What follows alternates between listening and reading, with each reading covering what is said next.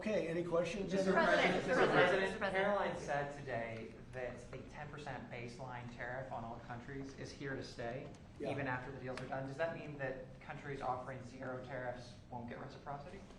You are going to always have a baseline. I mean, there could be an exception at some point. We'll see. You know, somebody does something exceptional for us. That's always possible. But basically, you have a baseline of a minimum of 10%, and some of them will be much higher, 40%, 50%, 60%, as they've been doing to us over the years. We had a wonderful deal yesterday. We have 4 or 5 other deals coming immediately. We have many deals coming down the line, and ultimately we're just signing the rest of them in. But we always have a baseline of 10%.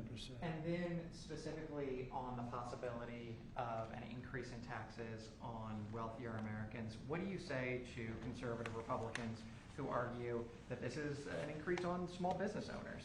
Well, what we're doing is we're actually, if we ever did that, it would only be, and from what I hear, people would love to do it, rich people. I would love to do it, frankly, but what we'll do is that, you know, they'll go around saying, oh, this is so terrible. Would you do it? Is you're giving up something up top in order to make people in the middle income and the lower income brackets save more. So it's really a redistribution. And I'm willing to do it if they want. I would love to be able to give people in a lower bracket a big break by giving up some of what I have. But I'll tell you, a lot of people say don't do it because of the fact that you have the Bush statement about read my lips, but he lost because of Ross Perot. He didn't lose because of that statement. And then on the salt. But I don't think they're going to be doing it, but I actually think it's good politics to do it where richer people give up, and it's a very small, it's like a point, but they give it up to benefit people in lower income. And then on the salt tax credits, Mr. President, there are some Republicans who say, why is it that these 45 other states should be paying taxes to alleviate the tax burden of New York or It's some of only these because coastal those states? states are behind, very badly behind, and those people were affected very badly. And, you know, the sad part is oftentimes they were affected badly because you had bad management in those states, like in California with Newsroom and, you know, people. So you had some bad management. But that's being worked on now, and they may do a piece one way or the other. It's a very complex issue, but I think it's being worked out. I think it's going to be. It has not been settled yet, but they'll settle it up pretty quickly. Are you considering? Mr. President, Mr. President, what parameters have you given Scott Bessent on negotiating with China this weekend? We have to make a great deal for America. Are you going to be disappointed if he comes back without a deal? No, not at all, because we already made a great deal. We're not doing business with China right now.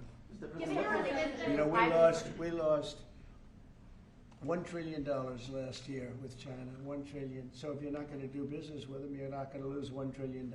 But we lost. I want China to do great. You know, I'm very friendly with President Xi. I have great respect for him and for China, but we can't continue to allow them to do what they did. When I was president, they paid hundreds of billions of dollars in tariffs and taxes. And then Biden screwed it all up. What he did to this country between the border and between all of the other problems, the wars, everything, what he did to this country should never be forgotten. But one of the things he did is the trade was so bad and so imbalanced. So I think we're going to come back with a fair deal for both China and us. Have you given Bessent a number of how low you're willing to go? Yeah, I am. Are you What's willing the to number? share that number? Is it No.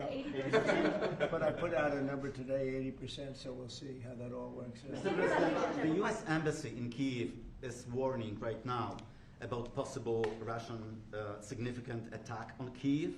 What's your message for Putin? I have a message for both parties. Get this war ended. We're losing 5,000 soldiers a week, Russian and Ukrainian soldiers, and other people also, by the way.